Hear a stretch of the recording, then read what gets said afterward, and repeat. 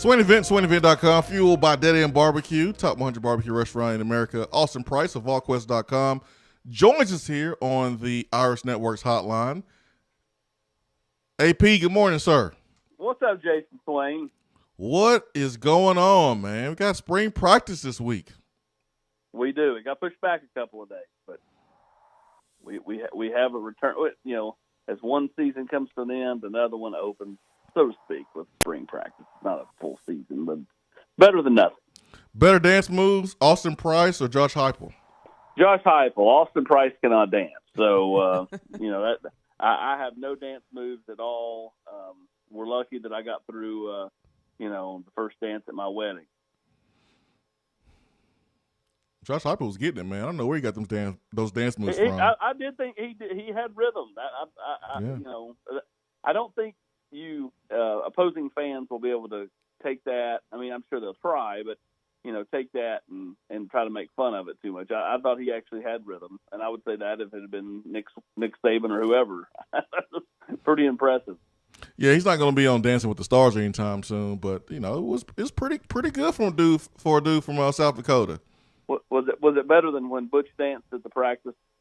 Oh yeah, definitely better. I thought Butch was about to fall over. It was better for sure. Now the biggest takeaway from that video was not Josh Heupel's dance moves. Correct, Austin. It was who was carrying the cake to Josh Heupel. Did you happen to catch who was carrying the cake to Josh Heupel? No, you're more observant than me, Ben. I honestly just skimmed the video and that was about it. It was not Harrison Bailey. It was not Brian Maurer. It wasn't Caden Salter. It was Hendon Hooker. It was Hendon Hooker. Smart, man. It's like bringing a teacher an apple on the first day of class.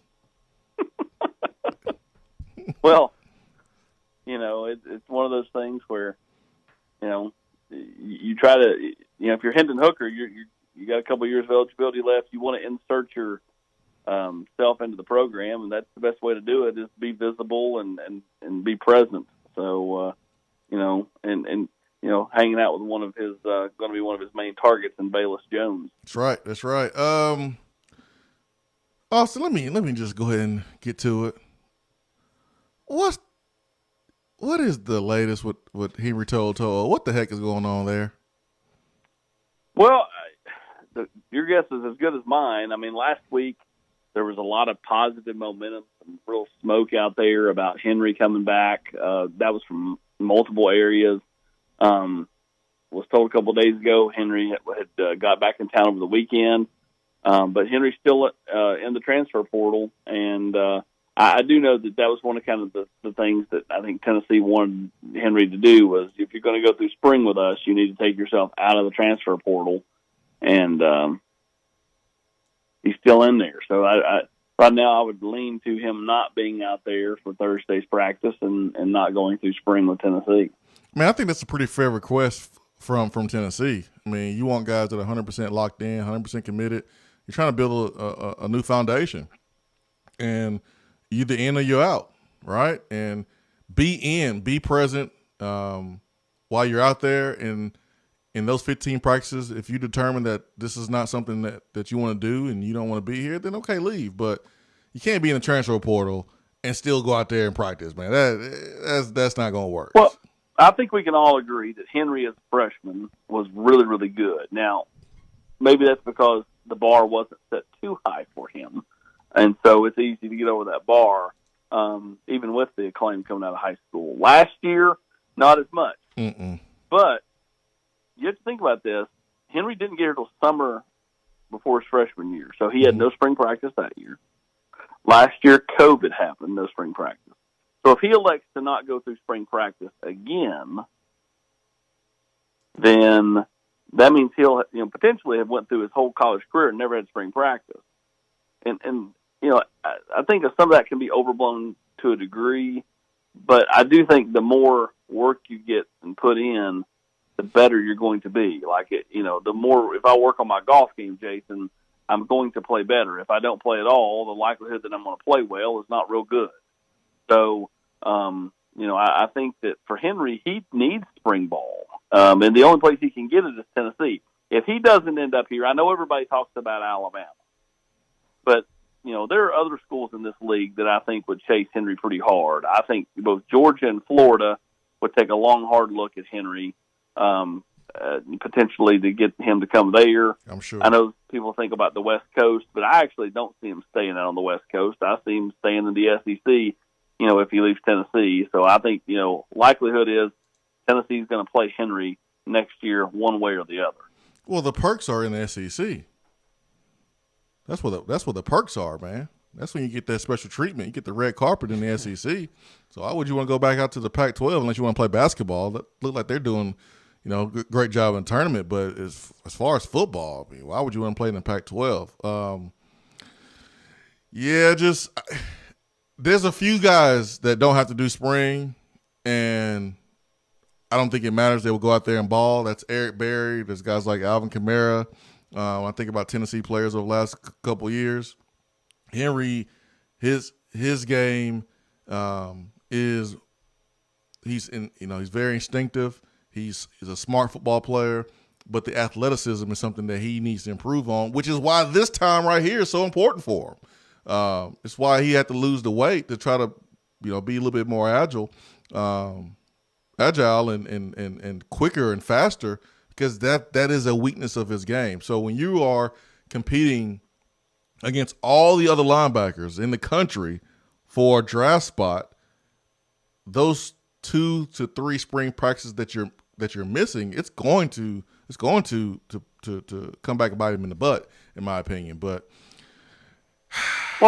Tennessee's lack of depth at linebacker is going to bite them in the butt this spring. I mean, like Crouch not here, Henry not here as of now, and probably won't be here. Jeremy Banks, is going to be limited in spring or not be doing very much at all because he had some cleanup stuff in the off season. That leaves who? I mean, Bryson Eason. That leaves Aaron Beasley.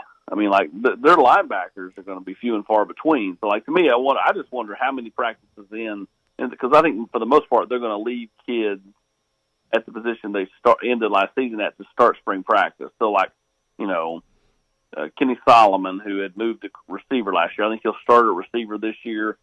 Potentially ends up back at corner over time.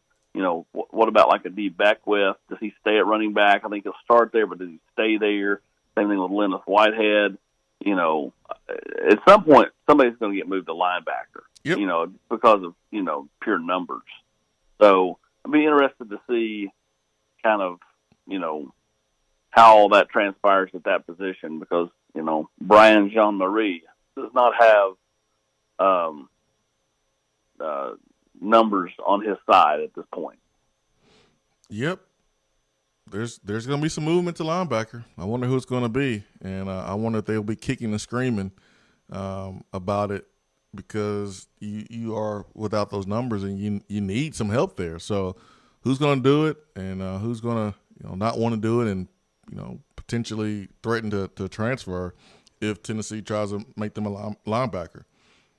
We've seen in the past guys kick and scream, and they wound up playing in the league for a long time playing linebacker. So that's something to think about too. Austin, recruiting trail, man. Where's Tennessee looking as far as quarterbacks and in-state prospects? Quarterback? Mm-hmm. Well, I mean, they're going to look at Taven Jackson. I mean, that's the top guy on their board, Jason. Any backup? That's kind of where they're at. I mean, and he's from Indianapolis. They've not offered anybody else. I think, I don't want to say Tennessee's putting all their eggs in his basket. I think more than anything, they're just trying to continue to evaluate quarterbacks and see if there's anybody they like. Mm-hmm. A.J. Swan,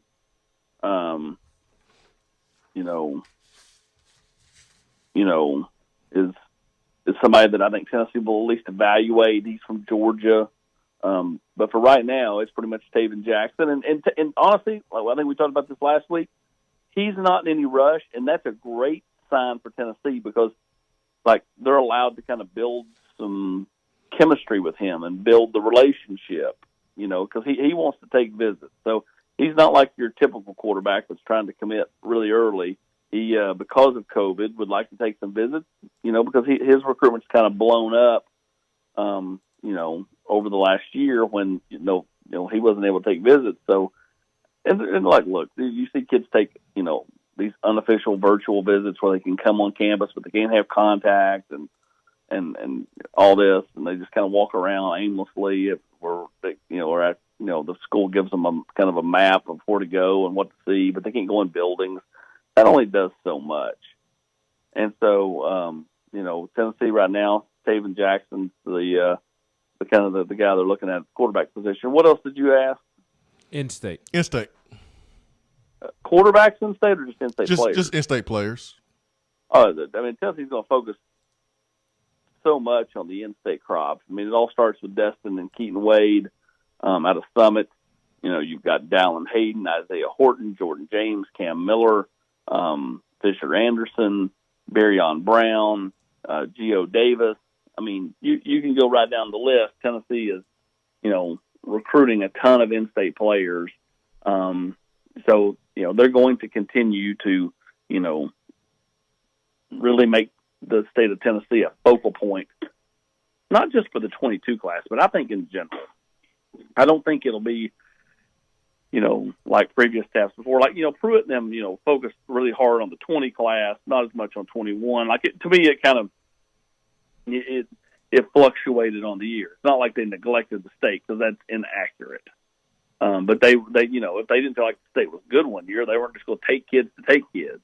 I think Tennessee will focus more on this state with this current staff. I think that will be something that it'll be much more of very much an effort to make the state a priority. But with that said, there's inevitably going to be kids that fans or people in the state think Tennessee should really go after that kid, and Tennessee don't go after him because they're not as crazy about him. And then, the people will try to spin the narrative that they're, not working the state that hard. I don't think that'll be the case, though, with this staff. I think it'll be very much a real effort to, do it big in state. And I think that's why they've got so many coaches with areas in this state, whether it be Jerry Mack in Memphis, Cody Burns, part of Nashville, and then kind of in between Nashville and Memphis, and then, Willie Martinez, in Murfreesboro, and the dog is loose. Austin, what do you think the number one priority is for Tennessee this spring? Because you look at kind of each position group, and each position group is going through a different learning curve, I guess, whether it be having to replace a guy like Trey Smith or Bryce Thompson in the secondary, developing leadership, or at inside linebacker, you just need to find some guys, or outside linebacker, you need to kind of figure out who you can ride with and develop a pass rush. What do you think the number one priority is for Tennessee this spring? Well, I think there's a lot of priorities. I just feel like that, there's a lot of questions. You look at, running back. Who are their running backs? I mean, you lose Chandler and Gray. You're going to rely on, some unproven players. I think Jabari Small's got, some really nice parts to his game.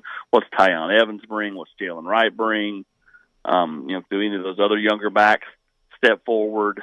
At linebacker, we just talked about Tennessee's lack of depth there, just in general, but especially the spring. I think they're really thin in the secondary. I think they're okay as far as their first group, but after that, I think that there's, just not a lot of depth there. So, I thought the loss of Keyshawn Lawrence was as big a blow as anything, just because he was going to start here, in my opinion, and be a real factor. So, there are several positions, not just the quarterback position, but several positions where you're trying to figure things out. Like along the offensive line, I think that, Cade Mays is going to be in there. Darnell Wright. The other one to me is I think Jerome Carvin, for the first time in his career, will be a locked-in guy. I think the staff likes him a lot, and I think Jerome, even though he thought about going into the portal and going to Indiana in the offseason, probably is going to have made the right and smart play to stick it out here and really get, his first true run. I mean, he's kind of sporadically started games here and there, but for the most part, it's kind of been this guy that, has bounced around and never had a permanent home. Austin Price, VolQuest.com here. Austin, when you look at everything that's happened with Tennessee football in the last couple weeks and months, it's easy to, not be too excited about where we are right now. But if you can pick one thing that you see that you see is a plus or a reason to be optimistic that maybe the fans don't see, but you have had a chance to kind of have some insight on based on your relationships with maybe some of the coaches or some of the people around the program, what's one thing that you would probably point to? Well, I think Tennessee's got, tight ends may not have been a strength for, the last staff as far as the tight end room. I think this staff likes the current group of tight ends they have. I think a guy like Jacob Warren fits this offense with Josh Heupel way more than he did Jim Chaney's offense, because he can, he's used to splitting out, when he was in high school. He's got a big catch radius. He catches the ball. To me, some of these tight ends, whether it be Princeton Fant, Jacob Warren, even a young guy like Miles Campbell, have a chance to be, pretty good in this offense. So I think that position probably is a little better than people would think. And of course, I think the defensive line, I don't think there's any great players on the defensive line, but I think they have a lot of really good, solid players on the defensive line, and they have depth there, unlike at other parts on the defense. Austin Price, VolQuest.com. What do you think happens at left tackle? You kind of touched on the offensive line a moment ago. Do you think they try to slide Darnell over there? Do they give Kayron Calvert a shot? What do you think happens at left tackle? Well, I think Kayron Calvert will be, the kind of the first guy they look at, at left tackle. I think Cade Mays, will bounce around. To me, Cade's going to be that kind of that, Cade's going to be a guard, but if Tennessee gets an injury or they just get poor play, Cade's going to be the kind of guy that slides around. He may be a left tackle, he may be a right guard, he may be a right tackle, depending on what's going on the offensive line. So, I think for left tackle, to me, it's Kayron, it's potentially Cade. And then after that, you look at guys like Dane Davis, who's a former walk-on, those type of players, after that.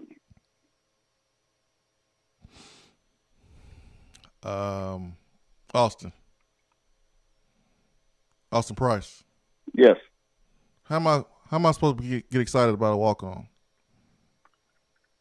I don't know, Jason. It's kind of the situation Tennessee's in. Oh man, woo! That's why they got to do something about that rule, man. If a team is losing players to transfer portal, that team should be able to go out and restock from that same transfer portal, man. They got to readjust those rules so we can go address those depth issues for sure. Also, I know you cover a lot of Tennessee football recruiting, Tennessee team notes, things like that. But you're in the know, about all Tennessee athletics, and Tennessee basketball came up short there, losing in the first round. Just a disappointing season. No other way to slice it when you look at the talent on this roster, and as you kind of look at the landscape of college basketball, the SEC, the players that Tennessee have returning.